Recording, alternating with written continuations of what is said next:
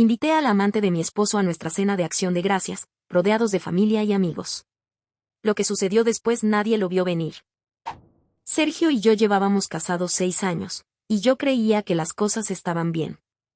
No perfectas, eso ya lo había dejado de esperar hace tiempo, pero estables, como una silla que cojea un poco pero igual te sostiene. Hasta que, una tarde de octubre en Barcelona, encontré un pintalabios en el bolsillo de su abrigo. Uno barato, de esos que venden en Primor por 3 euros. El color, un fucsia vulgar que yo nunca usaría.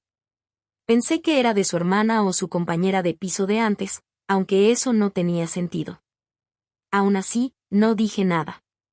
Esa noche, cuando Sergio se quedó dormido en el sofá viendo un documental sobre el vino en La Rioja, tomé su móvil. No fue impulso, fue método. Tenía la contraseña, su fecha de nacimiento, como si a nadie se le ocurriera. Me fui al baño, cerré la puerta y me senté en el borde de la bañera. No tardé nada. Conversaciones con Irene, fotos, videos, incluso un mensaje de audio donde ella le decía que la próxima vez usaran su coche. Y él contestaba con un sí, que Lucía no sospecha nada.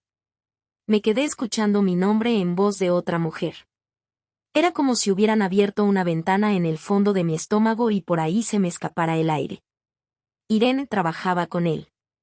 La había visto una vez, cuando fui a buscarlo a su oficina en el Eixample. Una de esas chicas siempre vestidas como si esperaran que alguien les pidiera una foto para una revista. Pura fachada. Podría haberlo enfrentado. Podría haberle lanzado el móvil a la cara. Pero no lo hice. No sé si por cobardía o por estrategia. Lo miré dormir cuando salí del baño. Sus pies colgaban del sofá, uno de sus calcetines tenía un agujero. Pensé en lo mucho que uno puede ignorar hasta que ya no puede más. Pensé también en la cena que se acercaba, el Día de Acción de Gracias, una costumbre que él trajo de sus años en Nueva York y que ahora celebrábamos en casa con amigos y familia. Claro que puede venir tu compañera Irene, le dije al día siguiente, cuando mencionó que ella no tenía familia cerca y que quizá, si no me molestaba. Le sonreí. Cuantos más, mejor. Empezaba a planear mi propia celebración. Durante las 2 semanas previas a la cena, me convertí en otra persona. Me despertaba antes que él, salía a correr por la diagonal como si necesitara respirar algo que no fuera su aire. Volvía, preparaba café, y me sentaba con una libreta a anotar ideas para el menú, como si estuviera organizando una cena de gala y no una ejecución emocional. Cada plato tenía su lugar, su intención. Nada demasiado obvio, pero todo cuidadosamente calculado. A Sergio le gustaba el puré de calabaza que hacía su madre en Zaragoza. Lo incluí, pero con jengibre, para que ardiera un poco al pasar. El pavó, el centro de todo, lo compré fresco en un mercado del Born, el más grande que encontré. Lo observé como se observa a un enemigo dormido. Lo rellené con higos y chorizo, como él quería. En apariencia, todo era para él. Decoré la mesa con hojas secas, velas color vino tinto, y unas servilletas que bordé con nuestras iniciales cuando todavía creía que el tiempo juntos sumaba a algo. Cuando Irene llegó a casa días antes para ayudar con los preparativos, una idea suya, según Sergio, fingí una cordialidad que rozaba lo teatral. Lucía, esta casa es preciosa. Miraba todo como quien juzga un escaparate. Y tú, tan organizada, yo no sé cómo lo haces. Me limité a sonreír. Llevaba unos pantalones de cuero y una blusa que dejaba ver más de lo necesario. Su voz era dulce, pero hueca. Me ofreció ayuda con el postre y dije que sí, que podía encargarse del flan de queso. Anoté mentalmente que sería fácil sabotearlo si lo necesitaba. Esa noche, ya sola, abrí el portátil. Creé una carpeta. Cena. Adentro, pegué capturas de pantalla, guardé videos, organicé los mensajes por fechas. Hice una presentación. Elegí una tipografía sobria, fondo blanco, título negro, lo que ustedes no sabían. Me sentí ridícula y poderosa a la vez, como alguien que escribe su propio juicio final. Sergio entró en la cocina y me encontró limpiando unos vasos. Me abrazó por la espalda. Gracias por esto, de verdad. Sé que no es fácil abrirle la puerta a alguien que no conoces. No respondí. Apoyé mi cabeza en su pecho y asentí. A veces el silencio es el único lenguaje que uno puede soportar cuando todo lo demás es mentira. El día de Acción de Gracias llegó con un cielo gris que parecía tener algo guardado, como yo. La mesa ya estaba lista desde la noche anterior. El mantel, recién planchado. Los cubiertos alineados como soldados. Las copas limpias hasta brillar.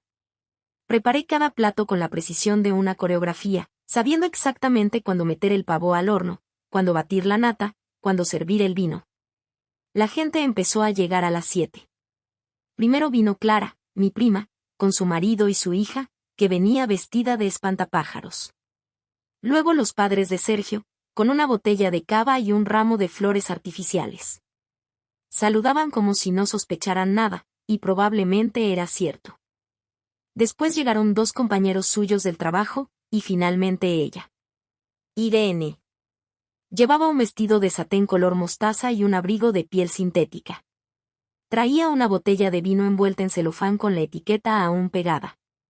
Sonreía como si de verdad fuera bienvenida. Lucía, qué honor estar aquí. Gracias por invitarme.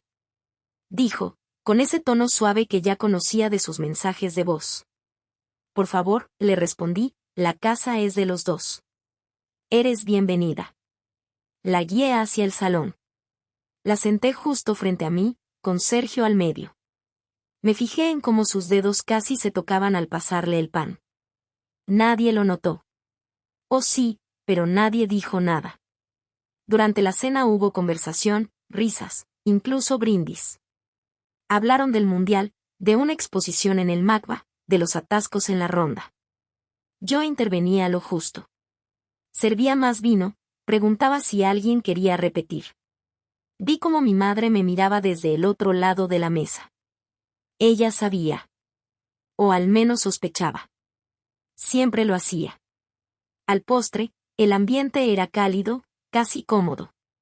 Irene dijo algo sobre lo bonito que era compartir tradiciones, y mi suegra le respondió con una sonrisa genuina.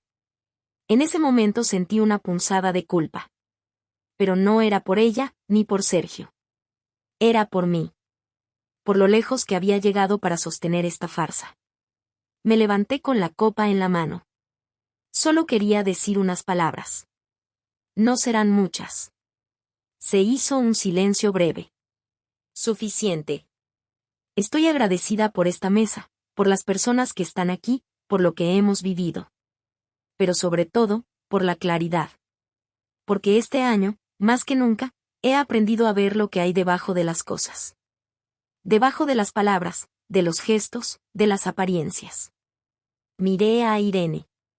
Luego a Sergio. Y aunque a veces duele, también libera.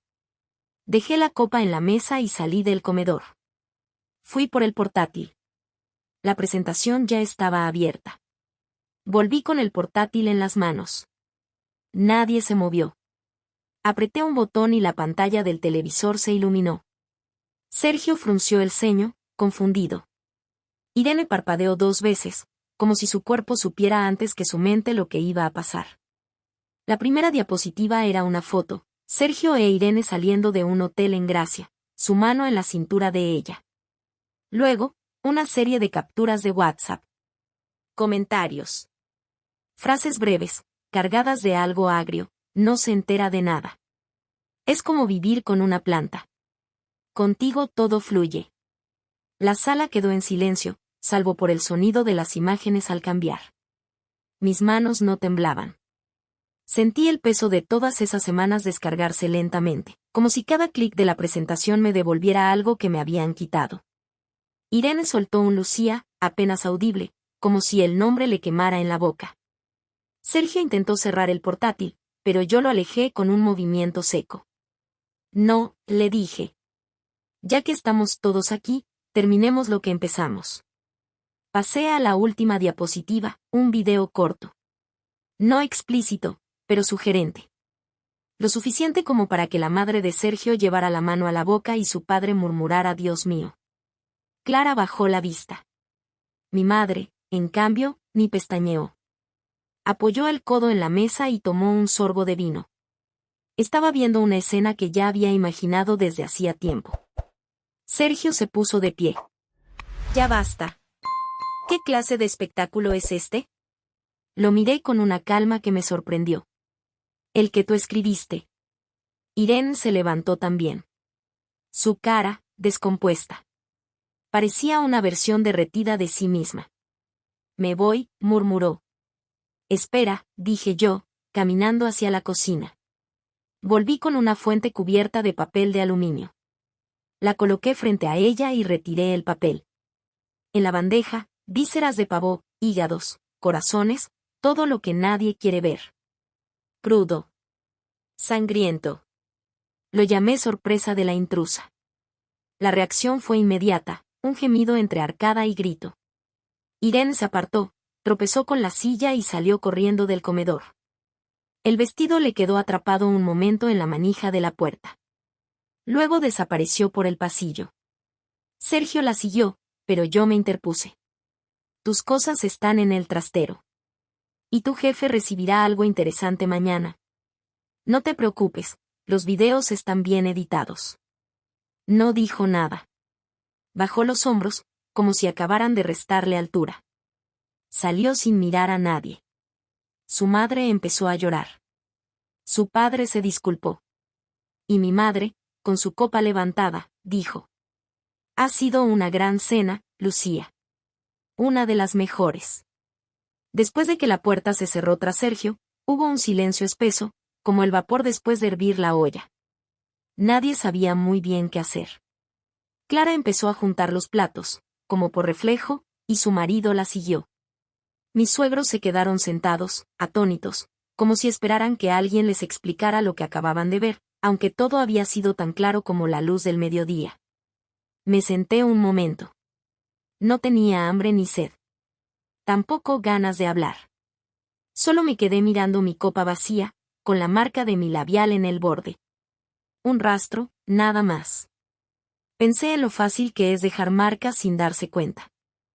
Mi madre se acercó por detrás y me acarició el hombro. No dijo nada.